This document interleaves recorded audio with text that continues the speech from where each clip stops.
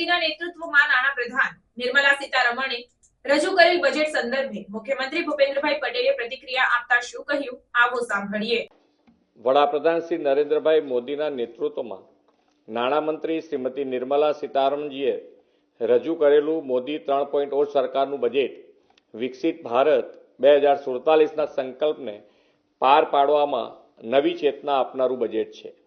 વડાપ્રધાન શ્રી નરેન્દ્રભાઈ મોદીએ આ વર્ષે માં લક્ષ્મીની સૌ પર કૃપા વરસાવનારું બજેટ હશે તેવી અપેક્ષા દર્શાવી હતી। આ અપેક્ષા દેશની જનતા જનાર્દનની ખાસ કરીને ગરીબ અને મધ્યમ વર્ગોની પાર પાડતા આ સિટીઝન ફર્સ્ટ બજેટમાં ફળીભૂત થઈ છે। આ બજેટને સમગ્ર ગુજરાત વતી હું આવકારું છું। આ બજેટની મહત્વપૂર્ણ વાત એ છે કે હવે વાર્ષિક 12 લાખ રૂપિયા સુધીની આવક ધરાવનારાઓને ઇન્કમ ટેક્સ ભરવામાંથી મુક્તિ મળી છે। દેશના મધ્યમ અને ઉચ્ચ મધ્યમ વર્ગને આ એક મોટી રાહત છે અને તે માટે વડાપ્રધાનશ્રીને ખૂબ ખૂબ અભિનંદન પાઠવું છું। ગરીબ, યુવા, અન્નદાતા અને નારી શક્તિ આધારિત વિકાસને ગતિ આપનારું આ બજેટ છે।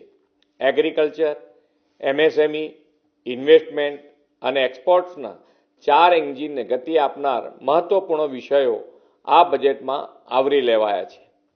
આ બજેટમાં રાજ્યની સહભાગિતાથી પીએમ ધન ધાન્ય યોજના દેશના ઓછી કૃષિ ઉત્પાદકતા ધરાવતા 100 જિલ્લાઓ માટે શરૂ કરવામાં આવી છે, તેને હું આવકારું છું। અંદાજે 1.70 કરોડ ખેડૂતોને આનાથી મોટી મદદ મળશે। એટલું જ નહીં, ગ્રામીણ વિકાસને વેગ મળશે અને માઇગ્રેશન પણ અટકશે। કિસાન ક્રેડિટ કાર્ડની મર્યાદા 3 લાખથી વધારીને 5 લાખ કરવામાં આવી છે, તે ખેડૂતોને આત્મનિર્ભર બનાવવાની દિશામાં ઉપયોગી બનશે। કપાસ ઉગાડતા ખેડૂતો માટે મિશન ફોર કોટન પ્રોડક્ટિવિટીની જાહેરાત ગુજરાતના કપાસ પકવતા ખેડૂતોને લાભદાયી બનશે।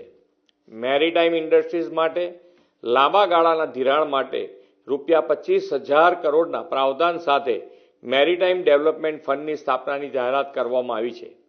વિશાળ દરિયાકાંઠો ધરાવતા ગુજરાતને આનાથી મોટું બળ મળશે। બાગાયતી પાકોના ઉત્પાદનો સહિત એર કાર્ગો માટે ઇન્ફ્રાસ્ટ્રક્ચર ફેસિલિટીઝ અને વેરહાઉસિંગ અપગ્રેડ કરવાનું પ્રાવધાન કરવામાં આવ્યું છે।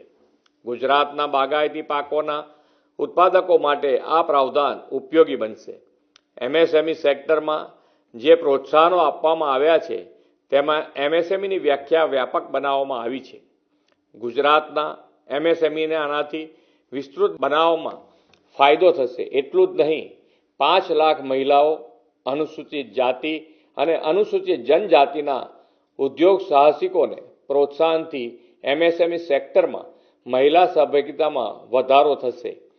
ગ્રોથ હબ તરીકે શહેરોનો સર્જનાત્મક પુનર્વિકાસ અને પાણી અને સ્વચ્છતા માટે અર્બન ચેલેન્જ ફંડ સ્થાપવાની બાબત શહેરી વિકાસ માટે મહત્વપૂર્ણ બનશે। ગિફ્ટ સિટીમાં આઈએફએસસીમાં કાર્યરત નાણાકીય એકમોને એક્ઝામ્પશન, ડિડક્શન અને રીલોકેશનની જોગવાઈઓ 31મી માર્ચ 2030 સુધી લંબાવવામાં આવી છે અને ગિફ્ટ સિટીમાં ઇન્સ્યોરન્સ સેક્ટરમાં મોટો બેનિફિટ આપવામાં આવ્યો છે, તે માટે વડાપ્રધાનશ્રીનો આભાર વ્યક્ત કરું છું। ગુજરાત દેશના વિકાસના ગ્રોથ એન્જિન તરીકે વિકસિત ભારત 2047માં પણ અગ્રેસર રહેવા સજ્જ છે। વિકસિત ભારત 2047 માટે દેશના રાજ્યોમાં સંપૂર્ણ વિકસિત બને તેવી નેમ વડાપ્રધાનશ્રીએ રાખી છે। આ નેમને સાકાર કરતું સર્વગ્રાહી અને તમામ સમાજોના સૌ વર્ગો માટે લાભદાયી બજેટ આપવા માટે આદરણીય વડાપ્રધાનશ્રીનો અને નાણામંત્રીનો હૃદયપૂર્વક આભાર વ્યક્ત કરું છું।